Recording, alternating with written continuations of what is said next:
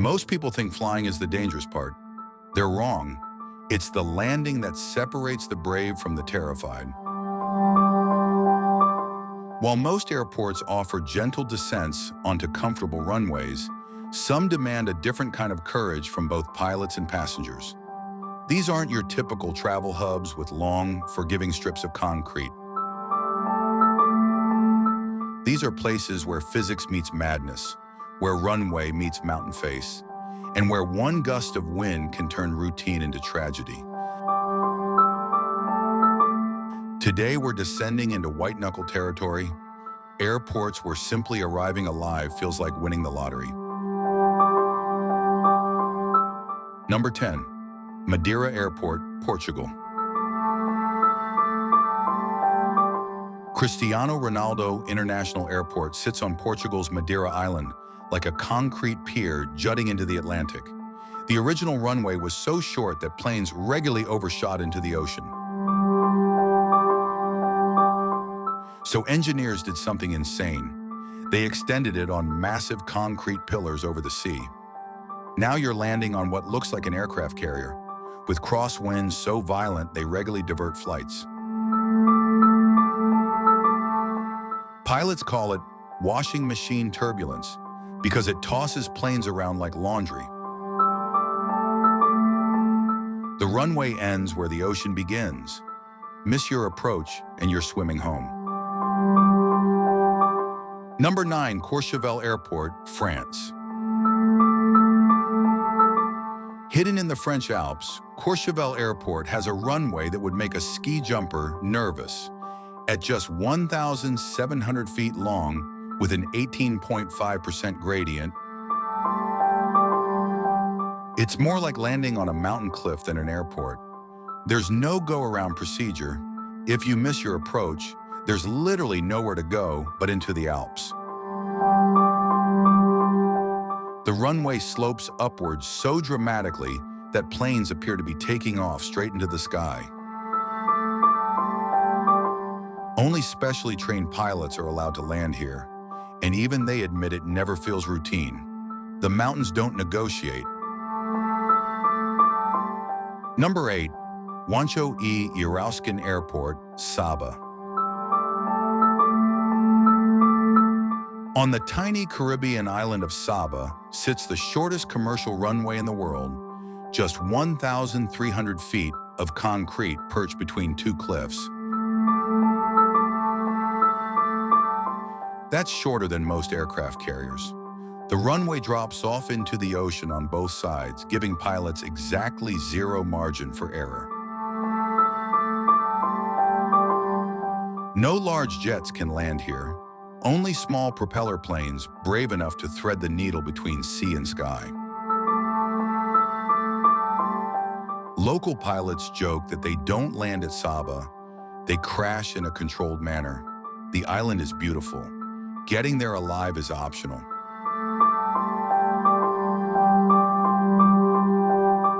Number 7, Paro Airport, Bhutan. Deep in the Himalayas, Paro Airport is surrounded by peaks reaching over 18,000 feet.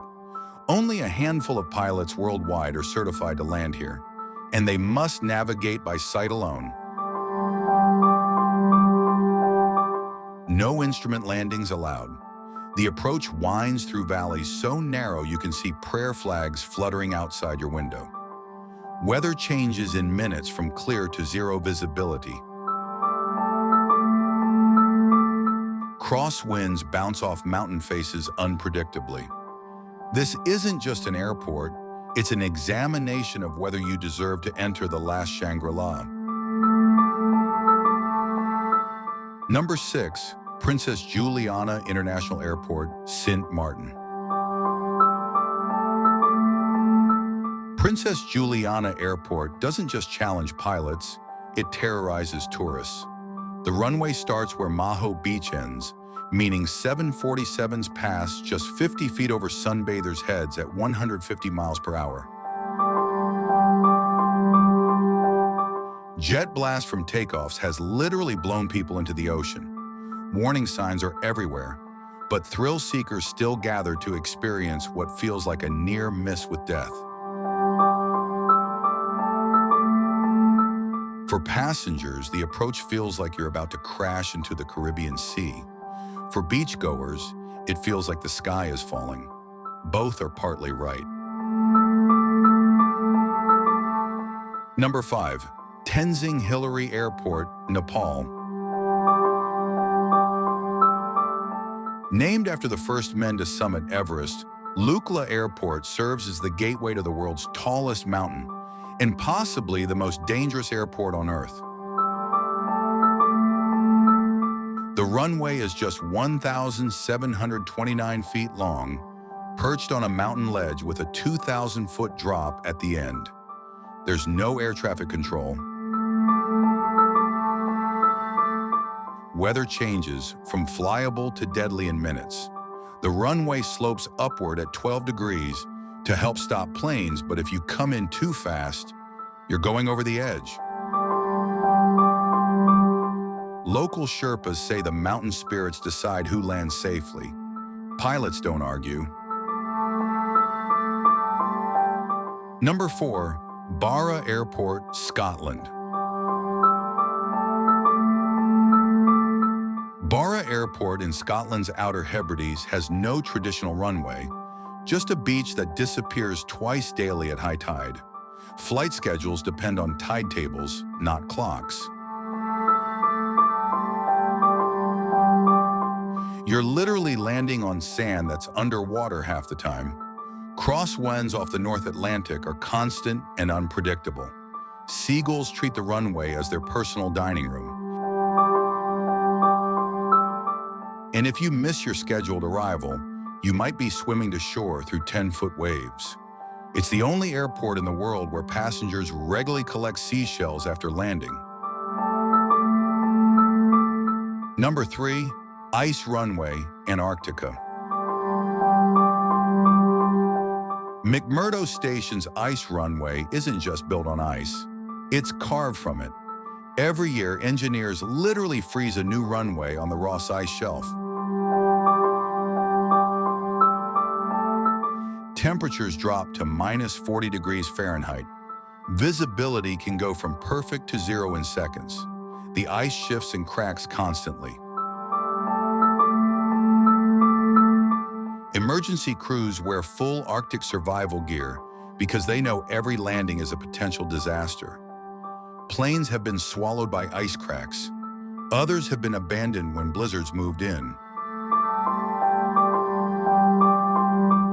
Antarctica doesn't want visitors, and the airport makes that very clear.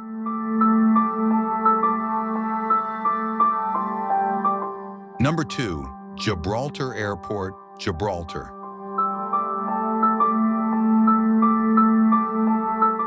Gibraltar Airport has a unique problem. Its runway crosses one of the busiest roads in Gibraltar. Every time a plane lands or takes off, they literally stop traffic with gates, like a railroad crossing. But that's not the scary part. The runway sits in the shadow of the Rock of Gibraltar, creating vicious downdrafts and wind shear that can flip aircraft. The Mediterranean crosswinds are legendary among pilots. You're landing in a wind tunnel between ocean and mountain, while cars wait patiently for you not to crash into their commute.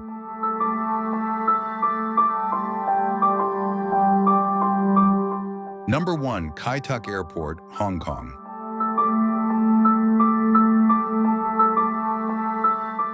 Though closed in 1998, Kai Tak Airport remains the gold standard for terrifying landings. Pilots had to execute a sharp right turn at just 500 feet, threading between Hong Kong's skyscrapers with wingtips clearing rooftops by mere feet.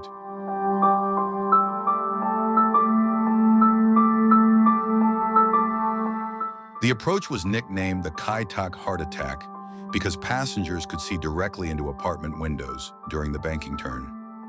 Crosswinds off Victoria Harbour made every landing a wrestling match with physics.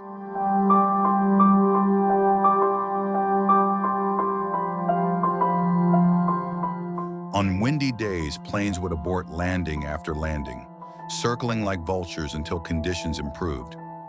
Even experienced pilots admit Kai Tak separated professionals from pretenders. Its closure wasn't about progress, it was about survival.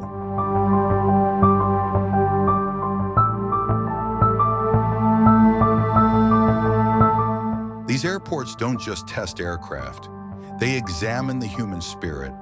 They remind us that not every destination is meant to be easy to reach.